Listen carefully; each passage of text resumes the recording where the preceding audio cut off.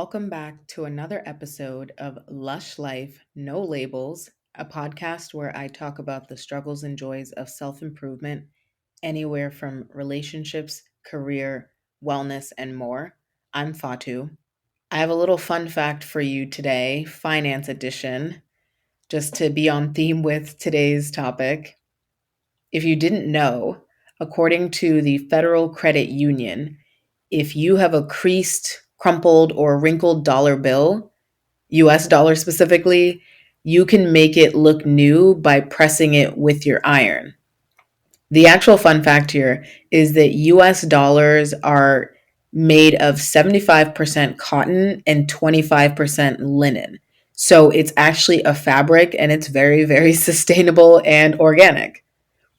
To iron the money, you'd have to dampen the dollar bill a little bit with a spritz bottle, or you can use the spray function on an iron itself. You set the iron to a low heat, put a towel under the bill and another towel on top of it, then iron the money in a circular motion. Then you can set it aside to air dry, and bam, you will have a nice flattened bill. This is something I did not know before, that dollar bills are actually made of fabric. So now you know that too. Jumping into the story of the week this week.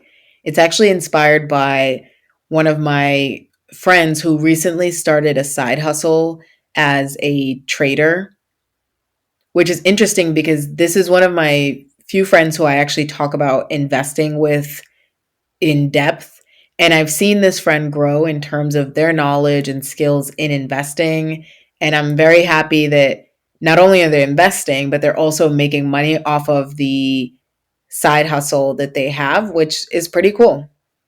It made me think about, though, when I first started learning about finance overall and also thinking about how to build my financial wellness, which is the theme of today's podcast episode. I am not a financial expert, and this is not financial advice, but I do want to do a quick 101 finance because I wish someone had done this for me when I was starting out in my journey. If you know me, you know I did not come from a family of wealth. It was, in fact, the opposite. So I did not have parents or older people in my family who invested or even knew about things like a high yield savings account, which I'll touch on later at the minimum, or how credit really worked in depth.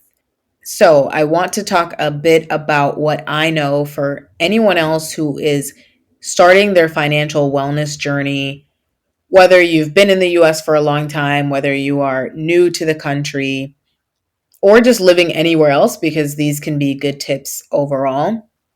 As with anything else, I encourage you to do your own research. Like I said, I'm not going to be giving advice on what you should be putting your money into, but it's always good to do some research or talk to a licensed financial advisor if you have the means to do so. Let's dive in. Okay, before I talk about finance itself, the reason why this connects to the struggles and joys of adulthood is because, in my opinion, the basics of financial wellness is a form of self improvement. I also want to acknowledge the struggle that many adults face, and I actually faced this as well, which was that I was not taught this in school. We all know in the US that we are not taught basic life things like how to do our taxes, how to find our first apartment, literally how to do anything else that would enable us to be functioning adults. Maybe you have a family member or parents who have done these things before so they can help you, but in school, we certainly do not learn these things. And I have found that it can be overwhelming because there is a lot of jargon and words involved in all of this stuff. I think it can be a little bit stressful when you are not familiar with it. So, really, on this episode, I want to reframe the way that we as adults think about our finances, in that money isn't just about the numbers. It's really more about having more freedom to do what you want to do. Having more financial security to be able to pay your bills and not worry about it, honestly, I think there's a lot more self respect in it than people talk about, because when you are financially free, or when you don't have to worry about your finances, paying your bills, your groceries, your car note, there's a level of self respect that comes with it, as well as self confidence. Again, I want to make it clear, I'm not saying that anyone should tie their value directly to their finances. But if your finances are in a good place, you have fewer things to worry about in life. And it just makes things that much easier. I'm actually thinking about the first time I realized how little I knew about saving or investing. And it was when I graduated from undergrad and I was getting my first apartment. Of course, in undergrad, I didn't have any money, but that's why this stuff wasn't very relevant to me. Before I was looking for my first apartment, I had a bank account from Bank of America, which is a pretty standard bank in the US. I had never had a credit card before, believe it or not, even though I had classmates whose parents had given them credit cards. In my head, they had money, so it made sense, whereas my family didn't have money. So, where was I going to get that from? But in order to get this first apartment, I didn't really have any credit and I needed a cosigner. Luckily, I had a family friend who helped me out with that.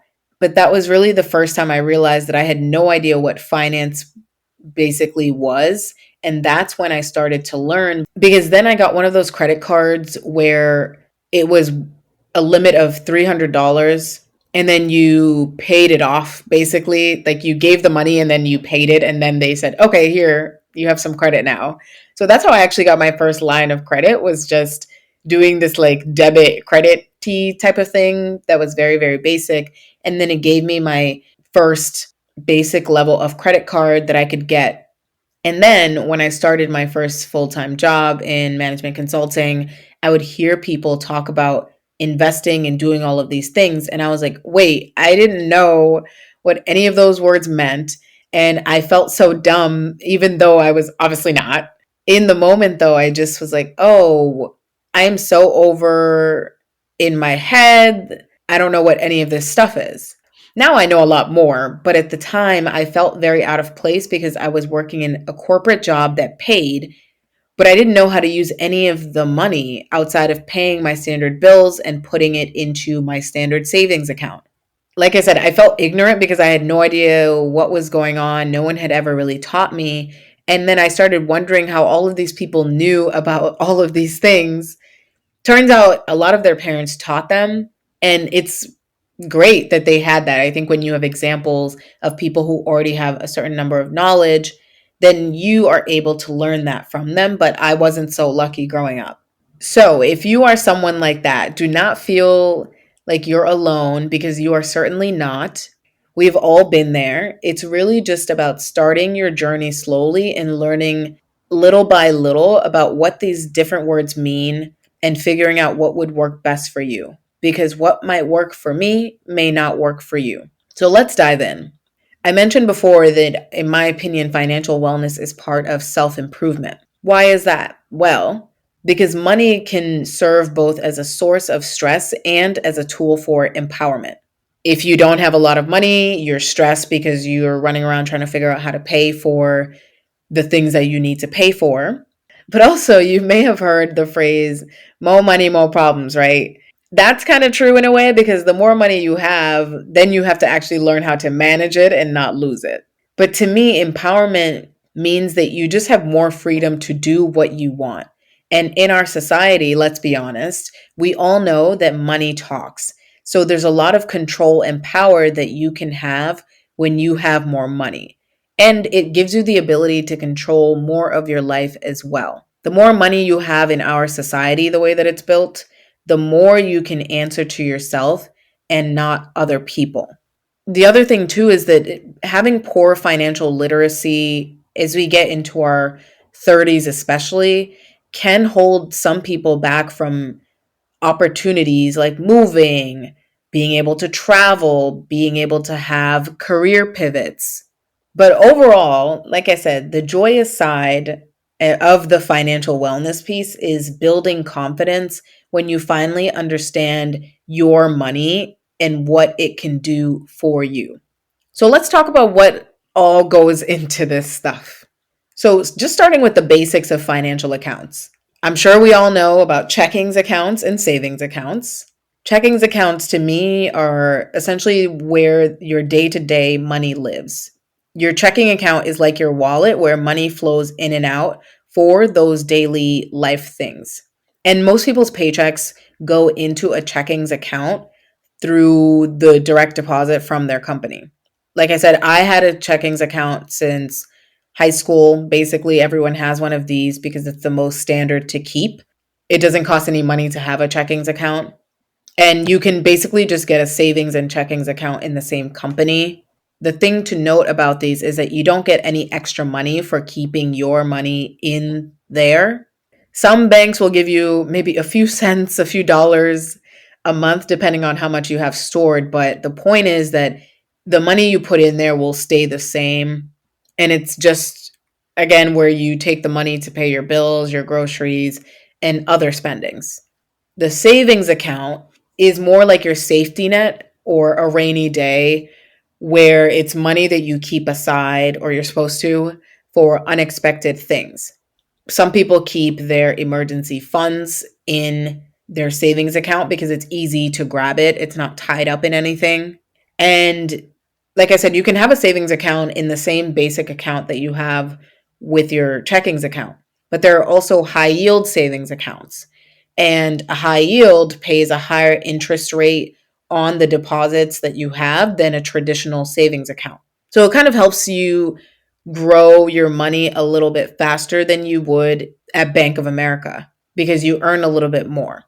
At a Bank of America, maybe you'll get a 0.5% return, but in a high yield savings account, typically the rates are on average between 3 to 5% over. So let's say you have $1,000 in the bank. If it's at Bank of America, the bank will give you maybe an extra $5 if it's the 0.5%. But if you have it in a high yield savings account, you may get an extra $50 per month if you have a 5% interest rate. So the more money that you keep in a high yield savings account, the more money the bank will give you for keeping your money with them. And these are all accredited. So it doesn't make you rich, but it is better than just keeping your money somewhere where you'll get less than a 1% return. Plus, it doesn't cost you any money to have a high yield savings account. Like I said, it's just another savings. It just gives you that extra money. One thing to note though is that there's no debit card per se that you get with it, but you can just connect your accounts. So if you have a high yield savings, you can connect it to your Bank of America and just move the money back and forth. I am not a financial advisor, but I do think this is one account that everybody should have because it doesn't cost you anything. You can use the money that you want or take out cash whenever you need it. A good thing about having a savings account, whether it's high yield or not, is that you can use it to save for an emergency fund. This is something else that I learned. An emergency fund is typically where people will save 3 to 8 months worth of their total bills on average in case of an emergency. So if there's an accident where you might need to pay high medical bills or you get laid off and lose your job, this is an account where it can at least sustain you so that you can pay your rent for the next few months while you wait. It's kind of like your financial seatbelt. You hope you don't need it, but it keeps you safe in a crash. Moving on to the next account, retirement. So a retirement account could be your 401k or a traditional IRA or a Roth IRA. The overall thing with any of these retirement accounts that they tell us is to start early because it can compound over the decades where we are supposed to work. A 401k is like a locked treasure for your future self, whereas the Roth and the traditional IRAs are more like other types of treasure chests, one where you pay the taxes later and one where you pay taxes now. Generally, these accounts offer tax benefits like tax deferred growth. So if you don't have to pay the taxes now, that money can grow over time. And then when you're ready to retire and you take it out, then you pay taxes on it. Some of them are the other way around, but each of them has a specific contribution limit if it's an IRA. So definitely talk to somebody who is a financial expert and they can explain to you how that works.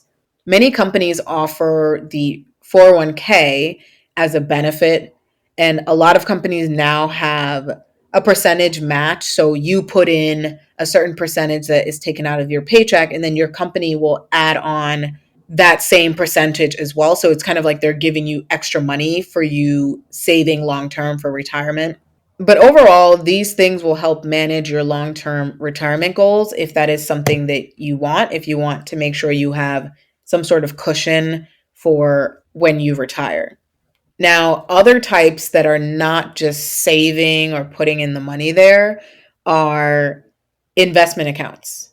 So, investment accounts are brokerage accounts like stocks, ETFs, those types of things. And I think of these things as sort of a playground for investing. So, you're not locked in long term, like maybe a retirement account per se, but it is riskier than a savings account. Now, when people talk about the stock market, they're usually talking about a brokerage account. So basically, you open the account with a firm like Fidelity or Vanguard, you deposit your money, and then you can invest that money into the different funds that you want, which have different letters that you can look up on different financial websites. And within the actual Fidelity or Vanguard, there's always a learning tab. So if you want to learn more about how to do it, they will also help you learn that type of stuff. But then once you're in there, you can decide to buy other things or sell what you have through the portal. Brokerage accounts typically do not have any contribution limits, but just like with anything else, they can be subject to tax. So you definitely want to keep track of those types of things, especially during tax season, because some of them will send you letters and the IRS wants to know that type of stuff. But there's a wide range of investments that you can do. You can decide, oh, I'm going to invest in a lot of tech stock or a lot of furniture or retail or pharma, whatever it is that you want, you can do that. And there are a lot of different types of investments out there. So, stocks, bonds, mutual funds, ETFs.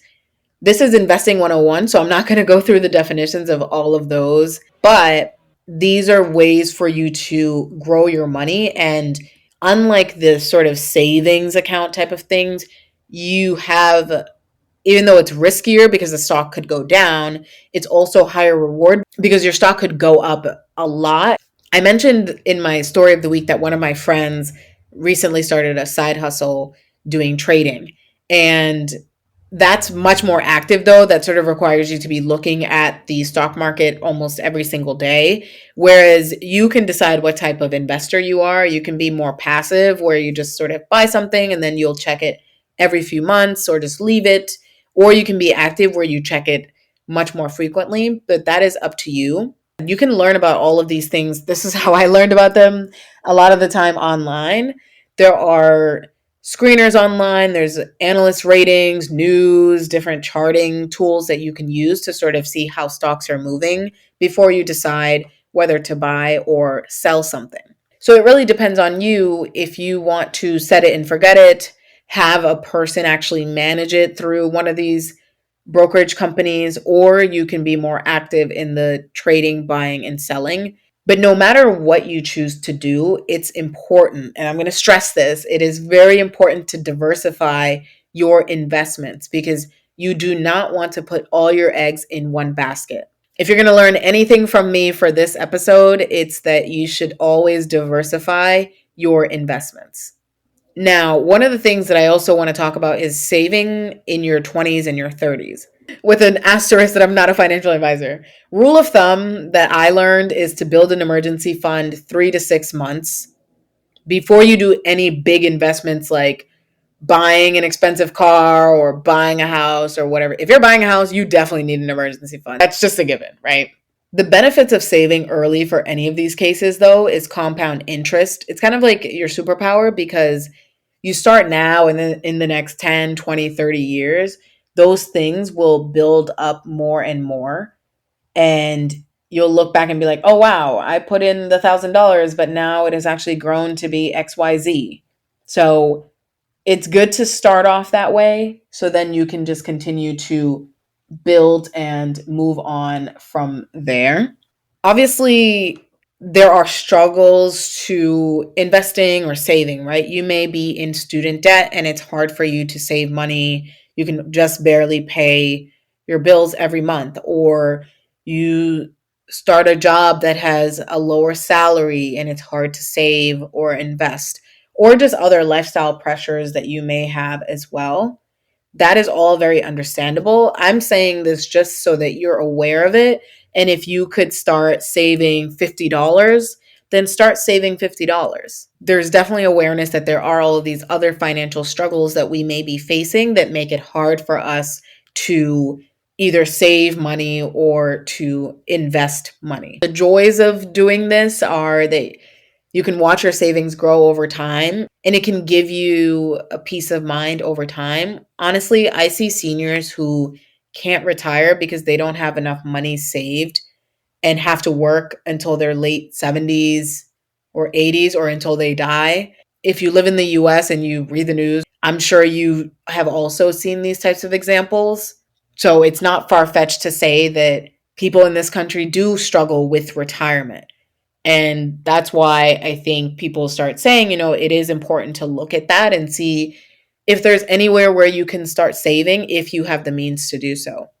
If you're like, I don't have time for this, like I already have so much going on, that's okay. You can do things like make automatic transfers whenever you get your direct deposit on payday. You say, okay, I'm just going to transfer $50 or $100 to my savings account automatically, and it'll just grab from there. That way you don't have to think about it or set aside time to do it. There are also a lot of different budgeting apps now that people use. There are these like other sort of tools that you can use if you want to just start small.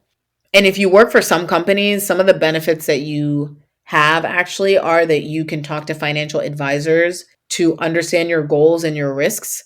Again, they don't tell you what to invest in, but they can help you understand the definitions of all these things. They'll help you understand where you're at and where you want to be so that you can stay informed and empowered. But overall, right, I think with anything around financial wellness, there's a mindset of short term versus long term that you'll just have to keep in mind of, okay, do I want to actually just keep this money in cash so I can spend it now, or do I want to put some away for it to compound later?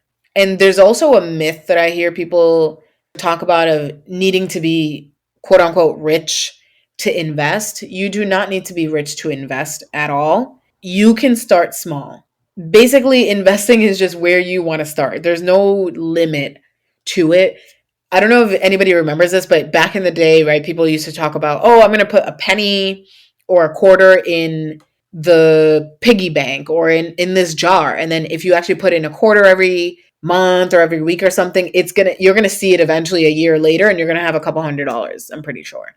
So it's just that's how I like to think about it, is that I don't need to have all the money in the world, but if I have a quarter that I can just put away every month or every week, at least I'm starting somewhere, and I'm definitely going to see that compounding over time. Because the joy of this is watching your money work for you while you sleep, in a way, as you continue to do this over time. So, some practical tips for financial wellness: start small and be consistent. If you only have $50, that's okay. You can invest that. You could start with a Robinhood account. I say that because that's actually how I literally started my first investment, because I didn't know anything about anything at the time, but I heard about Robinhood and I was like, okay, all I can spend right now is $50. So that's exactly what I did. I just put $50 into Robinhood, and then I started watching that grow over time. With anything with investing, like I said, you want to make sure you pay yourself first. Pay your rent, pay your car note, pay your groceries, pay your student debt, and then put the extra money into your emergency fund. Or after that, then put some money into investing as like your financial playground. That way, you're not like, oh no, I'm taking money away from the things that I literally need and the things that are very critical in my day to day life. Another thing is to avoid comparison, because your financial journey is unique to you. That's why I didn't tell you what to invest in today, because that's not for me to say. Everything around financial wellness is all a personal journey, and it's all about your personal decisions. We are all different people. We all have different financial goals. We all have different financial constraints on our lives. And so you basically make the decision based on yourself. And the last thing too is celebrate the milestones. Celebrate paying off your debt. Celebrate having your first $500 saved. Celebrate your first $50 Robinhood investment. It's not all about, oh, I'm losing money. I don't have it. I don't have it. It's like, no, you should celebrate these things. You don't need to invest today. It's not anything like that, but it's just more for knowledge because, like I said, I did not know about these things. And I wish that somebody had at least given me the knowledge so that I could then decide what I was going to do later on. And another thing I've heard is people say, oh, money buys happiness. Can money buy happiness? I'd say yes to a certain extent. Money buys happiness up until you're able to meet your basic needs like housing, food, transportation. Because if you can't meet those needs, then it's hard for you to be happy, of course. But after you're able to meet those needs, all of the other extras, that happiness is up to you. Whether you are new at building financial wellness or you've been in the game for a while, it's always good to refresh. Go look at your accounts just to see where you are and where you want to go because our lives change over time and so do our goals. One question I will leave you with today is what's one step you can take this week towards financial wellness? Is it opening an account? Is it setting aside $50? Or is it just learning one new financial fact this month? Let me know in the comments. Thanks for listening to another episode of Lush Life, No Labels. Like and subscribe to this podcast. Tell your friends about it. Cheers to your lush life and see you later.